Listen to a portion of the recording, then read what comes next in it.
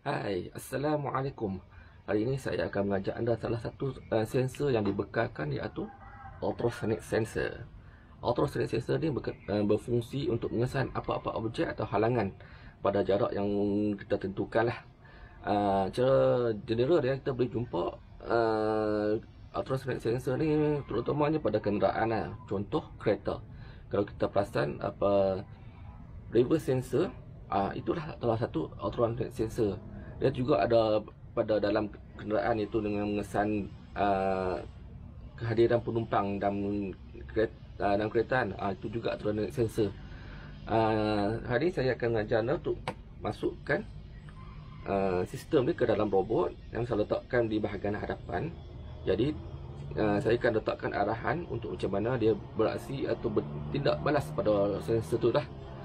Okey, pada sensor ni saya telah masukkan satu kabel di bahagian bawah, dan begini dia ada satu port, dan saya masukkan ke bahagian port 1. Jadi port 1 dah yang akan bertindak. Okey, mari kita mulakan. Okey, pada video yang sebelum ni saya ada mengajak anda mengenai tap action, iaitu satu sistem arahan yang termasukkan ke dalam play button ni. Sekiranya saya menggunakan tap action saja, saya hanya menghasilkan satu pergerakan sahaja. Tapi hari ini saya akan mengajak anda satu lagi tab, iaitu flow control. Kat sini terdapat beberapa jenis tab. Hari ini cuma saya nak highlightkan dua tab ni saja, iaitu loop dan switch. Apa yang saya perlu lakukan, cuma saya masukkan loop ke dalam play button. Kemudian saya boleh gabungkan loop dengan action. Contoh saya masukkan action.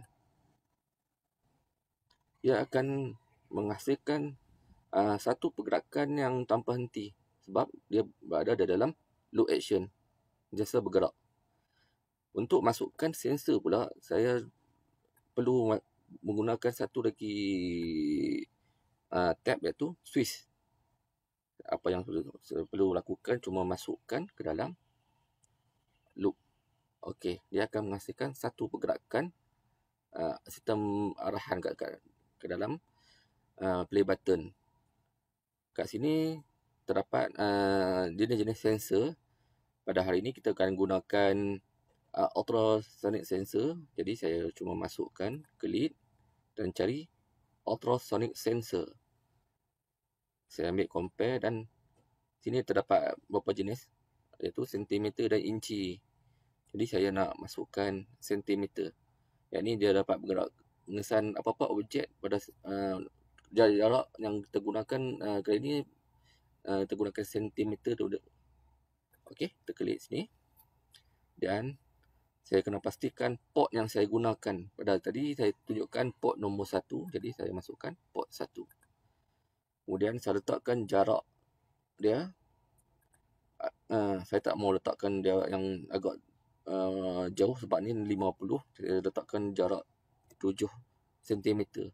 Jadi apa-apa objek atau halangan yang dekat dengan 7 cm, dia akan bertindak balas. Jadi di sini terdapat dua jenis action. Dia ada bahagian pangkah dan tanda right. Itu bermakna dia akan bertindak balas. Kalau apa-apa pergerakan ataupun halangan, dia akan pergi ke bahagian right ni. Tapi sekiranya pergerakan tu kosong, dia akan pergi ke bahagian pangkah. Jadi apa yang perlu saya lakukan, saya cuma masukkan move action ke dalam tab switch. Okey, saya cuma masukkan sekali je. Okey, dia akan jadikan satu pergerakan. Maknanya sekiranya dia tak mengesan apa-apa halangan, dia akan bergerak ke bahagian bawah ni lah, dan dalam sentiasa bergerak. Ini ada limit. Tab ni ada limit dia, sebab dia ada tulis ni 1. Jadi saya nak pastikan dia sentiasa bergerak. Saya cuma letakkan on saja. On ni dia akan sentiasa bergerak pada kelajuan 50. Kemudian di bahagian tanda right ni, saya akan masukkan fungsi, maknanya apa tindak balas yang akan dilakukan oleh robot apabila dia mengesan sesuatu objek pada jarak 7 cm. Jadi saya hanya masukkan bahagian take action ni. Saya masukkan move steering. Jadi saya letakkan, kalau boleh saya letakkan dia berhenti. Sekiranya dia jumpa halangan, dia akan berhenti pada halangan tu. Kemudian saya tambahkan lagi, mungkin saya nak letakkan sound ke dalam sistem arahan. Dan dalam sistem sound ni kita boleh masukkan apa-apa bunyi. Cuma klik je file name ni dan masukkan, untuk saya masukkan horn lah. Ya, dia bunyi horn. Kemudian apa lagi yang boleh bertindak, saya masukkan move tank ke dalam sistem. Okey. Okey, apa yang move tank akan saya setkan supaya dia boleh mengelak halangan dengan berpusing lah. Jadi saya masukkan ni ke negatif 50 dan putaran dia setengah putaran, iaitu 0.5. Jadi dia akan jadikan satu pergerakan, iaitu apabila dia mengesan halangan, dia akan berhenti dahulu, kemudian mengulakan bunyi ataupun horn. Kemudian kalau sebelum ni kita dah belajar macam mana dia nak bergerak cara terkebai, maknanya dia akan roda sebelah kiri bergerak ke belakang dan roda belah kanan bergerak ke depan. Jadi satu lagi kita kena pastikan port ni kita kena letakkan A dan D, sebab kita letakkan pada motor tadi kan, A dan D. Ini pun sama juga. Kalau tidak, kalau kita letak pada port yang salah, dia akan tidak berfungsi lah. Okey. Sekarang kita masukkan sistem arahan ke dalam robot kita.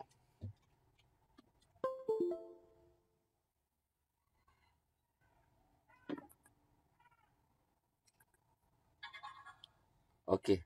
Mari kita lihat sama ada berfungsi dengan betul atau tidak. Jom. Okey, ini saya dah masukkan sistem ke dalam robot. Jadi, kita masukkan. Kita mulakan sekarang. Okey.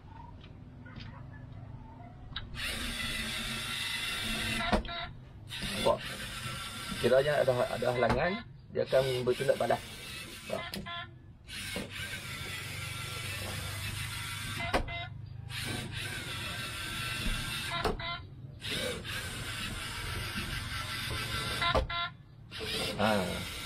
Jadi dia akan bertindak balas apa yang ada di hadapan lah.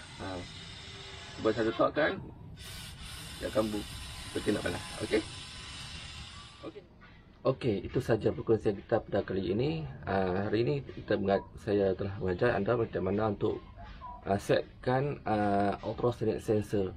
Kita boleh setkan apa lagi halangan untuk robot ni bertindak balas ataupun beraksi pada halangan yang ada lah. Kita boleh tambah lagi apa-apa halangan dan kita masukkan apa lagi yang fungsi-fungsi yang lain. Contoh pergerakan yang lebih ekstrim lah. Okey. Pada video yang akan datang saya akan mengajar anda mengenai satu lagi sensor iaitu touch sensor. Okey. Temu kita di next video.